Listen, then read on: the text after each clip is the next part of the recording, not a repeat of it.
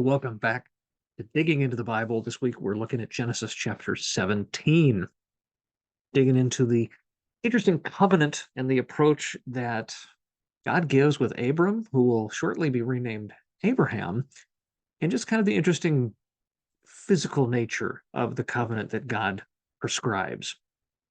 Starting at verse 1 of chapter 17, when Abram was 99 years old, the Lord appeared to Abram and said to him, okay, let's pause here for a minute. We've skipped ahead. He was 86. So what have we done? We jumped up 13 more years. God is still reassuring, coming back, but it's another 13 years have gone by. So you have a 13-year-old, early teenage Ishmael. God returns to Abram and says to him, I am God Almighty. Walk before me and be blameless, that I may make my covenant between me and you and may multiply you greatly. God is continuing to come back to this. I'm going to multiply you greatly. Trust in me. Then Abram fell on his face, and God said to him, Behold, my covenant is with you, and you shall be the father of a multitude of nations. No longer shall your name be called Abram, but your name shall be Abraham. For I have made you the father of a multitude of nations.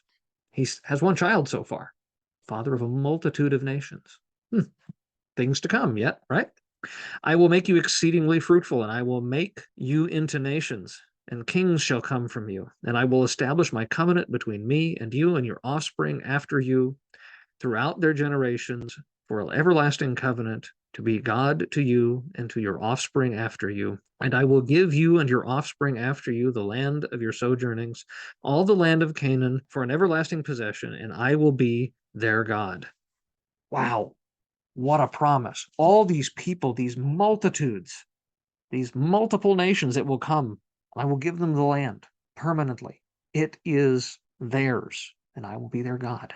God said to Abraham, As for you, you shall keep my covenant, and you and your offspring after you throughout their generations. This is my, let me pause here for a second. You're going to do this. Does Abraham consistently keep God's commandment? Does he always obey? No, we don't always obey, but God is declarative here of how he will treat Abraham, how he will treat the people that come, the multitudes that will come from Abraham, not on the basis of how they will handle things. But again, remember the covenant that God made before, promising to fulfill both sides of the covenant. So the fulfillment of Abraham's side of the covenant actually comes through God and through the offspring, the Messiah who will come from him. Continuing, this is my covenant, which you shall keep between me and you and your offspring after you. Every male among you shall be circumcised. You shall be circumcised in the flesh of your foreskins, and it shall be a sign of the covenant between me and you. In other words, you can't fake it. I'm going to put a mark very personally on you. He who is 8 days old among you shall be circumcised. Every male throughout your generations, whether born in your house or bought with your money, from any foreigner who is not your offspring. He who is born in your house and he who is bought with your money shall surely be circumcised. So shall my covenant be in your flesh, an everlasting covenant. And any uncircumcised male who is not circumcised in the flesh of his foreskin shall be cut off from his people. He has broken my covenant. Pause here for a moment. What a viscerally physical marking for this covenant. And guys, you're feeling uncomfortable in this moment. And wow, I get that. What an interesting choice that God is making.